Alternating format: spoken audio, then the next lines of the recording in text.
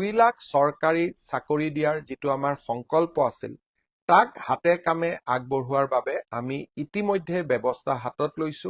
অহা 3 আগষ্টৰ পৰা আমি অৰুণোদয় আঁচনি পুনৰ আৰম্ভ কৰিম। সিদিনাখন প্ৰতিখন পঞ্চায়ততে আমি সৰুকৈ এখন সভা অনুষ্ঠিত কৰিম আৰু অৰুণোদয় আঁচনিৰ প্ৰথমটো কিস্তি নতুন চৰকাৰৰ আমি প্ৰদান কৰিম। ঠিক তেনেকৈ 6 আৰু 7 আগষ্ট তাৰিখে ইতিমধ্যে আমাৰ কলেজসমূহত নামভৰ্তিৰ প্ৰক্ৰিয়া সম্পূৰ্ণ হৈছে। আমি কলেজসমূহত 6 আৰু 7 তাৰিখে নিযুত মইনা আৰু নিযুত বাবু আঁচনিৰ প্ৰপত্ৰ বিতৰণ কৰিম। এই প্ৰপত্ৰসমূহ আমাৰ ছাত্ৰ ছাত্ৰীসকলে ভাগিনসকলে পূৰণ কৰিব আৰু প্ৰপত্ৰসমূহ আমাক নিৰ্ধাৰিত সময়ত উভতাই দিব, যাতে আমি ছেপ্টেম্বৰ মাহৰ পৰা নিযুত মইনা আৰু নিযুত বাবু আঁচনি ৰাইজক বিশেষকৈ আমাৰ ভাগিনসকলক আমি নিয়মিতভাৱে যাতে দিয়াৰ প্ৰক্ৰিয়া আমি আৰম্ভ কৰিব পাৰোঁ। ইয়াৰ লগতে আগষ্ট মাহৰ পৰাই আমি কম মূল্যত যি চাউলৰ লগত চেনি বা দালি যোগান ধৰিছিলোঁ সেই যোগানৰ প্ৰক্ৰিয়াও আমি আগষ্ট মাহত আৰম্ভ কৰিম। ঠিক তেনেকৈ স্নাতক ডিগ্ৰী পাছ কৰাৰ পিছত এবছৰৰ বাবে আমি যি জীৱন প্ৰেৰণা আঁচনি দিয়াৰ আমি প্ৰস্তাৱ কৰিছিলোঁ, 2 মাহমান ছাত্ৰ ছাত্ৰীসকলে পাইছিলে, বাজেট নোহোৱাৰ কাৰণে বন্ধ হৈ আছিল। এই জীৱন প্ৰেৰণাও আমি পুনৰ ছেপ্টেম্বৰ মাহৰ পৰা দিয়া আৰম্ভ কৰিম। আমি আনিবৰ বাবে চেষ্টা কৰিছোঁ। বিশেষকৈ ৰাজহ সম্পৰ্কত, ভূমিৰ সম্পৰ্কত কেইবাখনো গুৰুত্বপূৰ্ণ আইন এইবাৰ আমি বিধানসভাত উপস্থাপন কৰিম আৰু আইনসমূহ যেনেকে পাৰ হৈ গৈ থাকিব, আইনসমূহ আগবাঢ়িব, আপোনালোকক এই আইনসমূহৰ বিষয়েও মই জনাই থাকিম।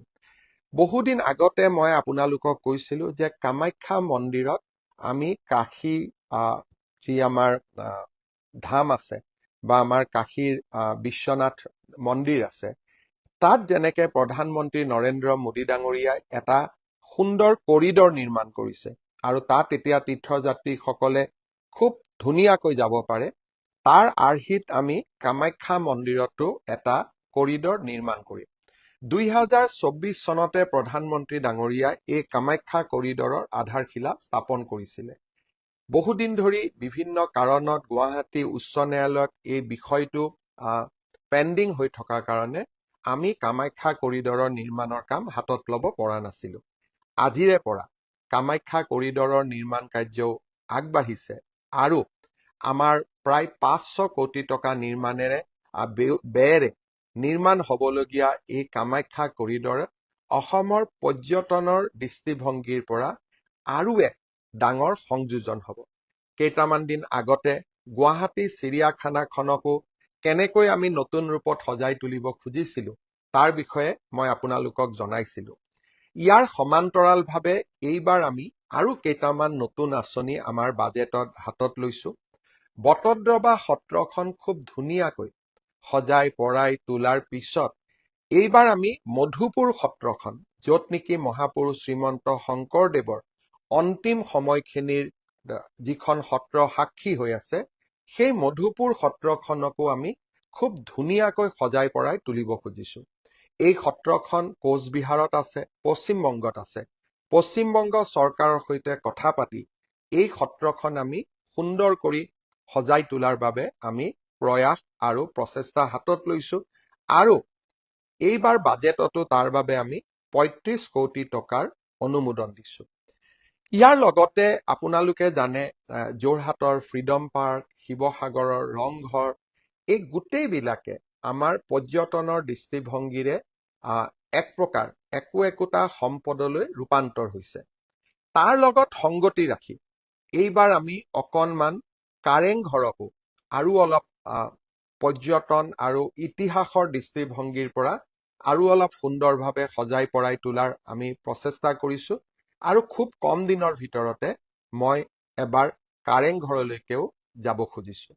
এই ধৰণে আমি বহুতবিলাক আমাৰ অসমৰ ইতিহাসৰ লগত জড়িত বহুত কেইখন আঁচনি হাতত লৈছোঁ আপোনালোকে জানে যে কেইদিনমান আগতে ধুৰন্ধৰ বুলি এখন চিনেমা ওলাইছিলে। চিনেমাখন বহুত হিট হৈছিলে। মই চিনেমাৰ প্ৰসংগত আৰু এটা দুটা কম।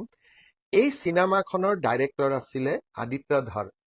তেখেত আজিৰ দিনত সমসাময়িক ফিল্ম প্ৰডাকশ্যনত তেওঁ যথেষ্ট নাম কৰিছে। কেইটামান দিন আগতে মই তেওঁৰ লগত টেলিফোনত কথা পাতিছিলো যে আমি লাচিত বৰফুকনৰ ওপৰত এনেকুৱা সুন্দৰ বোলছবি এখন হিন্দী ভাষাত গোটেই ভাৰতবাসীয়ে চাব পৰা লাচিত বৰফুকনৰ এখন ওপৰত আমি এখন সুন্দৰ বোলছবি নিৰ্মাণ কৰিব নোৱাৰো নেকি, যিখন নেকি এনেকুৱা ধৰণৰ হয় যাক আমি এখন ব্লক ব্লাষ্টাৰ ফিল্ম বুলি কওঁ, তেনেকুৱা ফিল্ম এখন আমি বনাব নোৱাৰো নেকি। আদিত্য ধৰ ডাঙৰীয়াই মোক কৈছিলে যে তেওঁ মোক আগষ্ট মাহত লগ পাব আৰু লাচিত বৰফুকন চিনেমাখনৰ বিষয়ে তেওঁ মোৰ লগত কথা পাতিব। মই ভাবো যে তেখেতেই হওক বা আন কোনোবা ডিৰেক্টৰক সন্মুখত ৰাখি আমাৰ চৰকাৰে যদি এখন লাচিত বৰফুকনৰ সুন্দৰ চিনেমা প্ৰডিউচ কৰিব পাৰে আৰু লাচিত বৰফুকনক আমি যদি ভাৰতবৰ্ষৰ চুকে কোণে বিশ্বৰ চুকে কোণে লৈ যাব পাৰো, ইও আমাৰ চৰকাৰৰ এক বিশেষ সফলতা হ'ব। মই আৰু দুটা কথা খুব সোনকালে আপোনালোকক ক'ব খুজিছো। মই বহুত বেছি সময় ল'ব খোজা নাই। ভূমি সমস্যা আমাৰ ৰাইজৰ এটা বহুত ডাঙৰ সমস্যা। বসুন্ধৰা 1, 2, 3 জৰিয়তে আমি ৰাইজৰ ভূমিৰ সমস্যাসমূহ সমাধানৰ চেষ্টা কৰিছিলো আৰু প্ৰায় 10 লাখতকৈও অধিক পৰিয়াল মিছন বসুন্ধৰাৰ পৰা উপকৃত হৈছিলে। কিন্তু ইমানবিলাক পৰিয়াল উপকৃত হোৱাৰ পিছতো ভূমিৰ সমস্যা এতিয়াও শেষ হৈ যোৱা নাই। কাৰণ ভূমিৰ শ্ৰেণী, কোনোবাটো দেৱোত্তৰ মাটি, কোনোবাটো ভিজিয়াৰ মাটি, কোনোবাটো ফৰেষ্ট মাটি, কোনোবাটো আন ধৰণৰ শ্ৰেণী জলাতক মাটি, যিবিলাকত প্ৰচলিত আইনৰ আধাৰত ভূমিৰ আবলটন দিয়াটো অত্যন্ত কষ্ট আছিলে। এতিয়া আমি 25 ডিচেম্বৰৰ পৰা বসুন্ধৰা 4 আৰম্ভ কৰিম। এইকেইটা দিনত আমাৰ যিসকলে বিভিন্ন ধৰণৰ ভূমিৰ সমস্যা ভোগ কৰি আছে, যাৰ কাৰণে বাৰে বাৰে তেওঁলোকে চেষ্টা কৰাৰ পিছতো বসুন্ধৰাৰ পৰা উপকৃত হ'ব পৰা নাই বিভিন্ন কাৰণত, মই আপোনালোকক অনুৰোধ কৰিম এই সমস্যাসমূহ আপোনালোকে যেন চৰকাৰক অৱগত কৰে। আমি চৰকাৰে এটা বসুন্ধৰাৰ সম্পৰ্কত পৰামৰ্শ ল'বলৈ এটা পৰ্টেলৰ সৃষ্টি কৰিম। সেই পৰ্টেলত আপোনালোকে মাটিৰ ক্ষেত্ৰত ভোগ কৰি থকা বিভিন্ন সমস্যাৰ কথা উল্লেখ কৰিব পাৰিব আৰু এইবাৰ আমি সমস্যাসমূহ সমাধানৰ উত্তৰ দি মিছন বসুন্ধৰা 4 আমি সজাই তুলিব খুজিছো। মই এটা সৰু উদাহৰণ দিছো। তিনিচুকীয়া জিলাত মৰাণ লোকসকলে বহু দিনৰ পৰা ফৰেষ্টত বাস কৰি আছে। কিন্তু তেওঁলোকে যেতিয়া ফৰেষ্ট বা বনভূমিৰ অধিকাৰ বিচাৰে, তেতিয়া আমি কওঁ যে জনজাতীয় লোকসকলেহে ফৰেষ্ট ৰাইটছত অধিকাৰ পাব পাৰে, গতিকে আপোনালোকে এই ভূমিৰ অধিকাৰ নাপাব। এতিয়া আমি চেষ্টা নিশ্চিতভাৱে কৰিব পাৰো যে অসমৰ আদিম জনগোষ্ঠী হিচাপে কেনেকে মৰাণ মটককো আমি বনভূমিত মাটিৰ অধিকাৰ দিব পাৰো। এই সমস্যাবিলাক মই আগতে নাজানিছিলো। যেতিয়া বসুন্ধৰা 1, 2, 3 কৰিলো, এনেকে নতুন নতুন সমস্যাবোৰ আমাৰ সন্মুখলৈকে আহি থাকিলে আৰু আমি সমস্যাবিলাক সমাধানৰ ৰাস্তা উলিয়ালো। কিছু উলিয়াব পৰা নাই আৰু তাৰ বাবে আমি বসুন্ধৰা 4 লৈ আপোনালোকৰ মাজলৈ আহিম, যাতে আৰু বহুত সমস্যা সমাধান হয়। অৱশ্যে য'তেই সমস্যাৰ সমাধান হয় তাত নতুন সমস্যাৰো সৃষ্টি হয়। তাৰ মাজতেই আমি আমাৰ দায়িত্ব পালন কৰি গৈ থাকিব লাগিব। শ্ৰদ্ধাৰ ৰাইজ, আপোনালোকে এনেকৈ আমি আপোনালোকক ক'ব পাৰো যে এনেকৈ আমি জনসাধাৰণৰ বাবে প্ৰয়োজনীয় কামবিলাক কৰি কৰি গৈ থাকিম আৰু কৰি কৰি গৈ থাকোতে আমাৰ ভুল ত্ৰুটিবিলাক আপোনালোকে মনত পেলাই দিব আৰু আমি একেলগে অসমৰ কল্যাণৰ বাবে আমি কাম কৰি কৰি গৈ থাকিম। শ্ৰদ্ধাৰ ৰাইজ, এইকেইটা দিন মাজে মাজে মোক কিছুমান হোৱাটছআপ আহি আছে। মই হোৱাটছআপবিলাক চাওঁ। হোৱাটছআপত মোক বহুতে সুধি আছে যে ককা দেউতা নাতি আৰু হাতীত আপুনি যে হাতীৰ ওপৰত গান গাইছিলে, তেতিয়া আপোনাৰ কিমান বয়স হৈছিলে? হাতীটোত উঠা মানুহজন সঁচাই আপুনিয়ে আছিলেনে? মই যেতিয়া মোক প্ৰশ্নৰ উত্তৰ দিয়ে তেতিয়া মই হোৱাটছআপত 2 এজনক উত্তৰ দিওঁ আৰু কেতিয়াবা শৈশৱলৈকে ঘূৰি মনটো ভালো লাগে। যেতিয়া মই 9 বছৰ আছিলো তেতিয়া মই ককা দেউতা নাতি আৰু হাতী কৰিছিলো আৰু হাতীৰ ওপৰত উঠি 1 2 3 4 গানটো মই গাইছিলো। এতিয়া যেতিয়া কেতিয়াবা ইউটিউবত মই মোক নিজেই চাওঁ তেতিয়া মই নিজেও ধৰিবই নোৱাৰো যে সেইজনে মই আছিলো। এই চিনেমাখনৰ লগত মোৰ বহুত শৈশৱৰ স্মৃতি জড়িত হৈ আছে। কেতিয়াবা আপোনালোকক সময় পালে নিশ্চিতভাৱে কম।